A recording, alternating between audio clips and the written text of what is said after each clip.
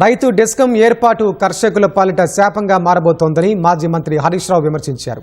రైతు డెస్కం వల్ల రాబోయే రోజుల్లో సాగునీటి ప్రాజెక్టులకు కరెంటు కోతలు తప్పవని ఆందోళన వ్యక్తం చేశారు. రాష్ట్ర సర్కార్ ప్రస్తుతం ఇస్తున్న 13 గంటల ఉచిత విద్యుత్తుని సైతం 7-8 గంటలకు పరిమితం చేసే కుట్ర జరుగుతోందని ఆరోపించారు. మోదీ విధానాలని రాష్ట్రంలో అమలు చేసేందుకు రేవంత్ రెడ్డి ప్రయత్నిస్తున్నారని హరీష్ రావు ఆక్షేపించారు. 24 గంటల పాటు సాగుకు ఉచిత విద్యుత్ ఇస్తేనే వచ్చే ఎన్నికల్లో పోటీ చేస్తానని సీఎం రేవంత్ రెడ్డి చెప్పగలరా అని హరీష్ రావు సవాల్ విసిరారు.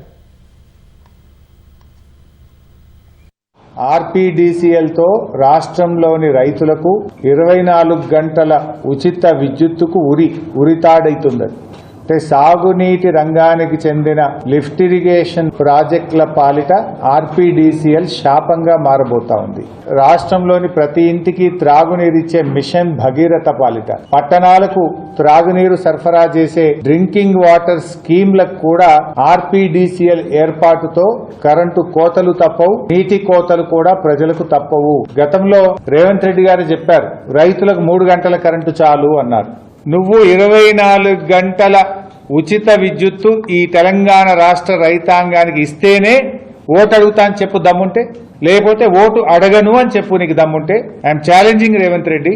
ఈ రోజు రాష్ట్రంలో ఎక్కడ కూడా రైతులకు 13 గంటల మించి ఉచిత విద్యుత్తు రావడం లేదు. ఇవాళ నీ ఆర్పీడీసీఎల్ ఏర్పాటుతో 8-9 గంటలు కూడా రాని పరిస్థితి ఏర్పడుతుంది. ఇలా గుజరాత్ లో కేవలం రైతులకు 7 గంటల కరెంటే వస్తుంది. కర్ణాటకలో 8 గంటల కరెంటు మాత్రమే వస్తుంది. రేపు తెలంగాణలో కూడా అదే జరగబోతా ఉంది.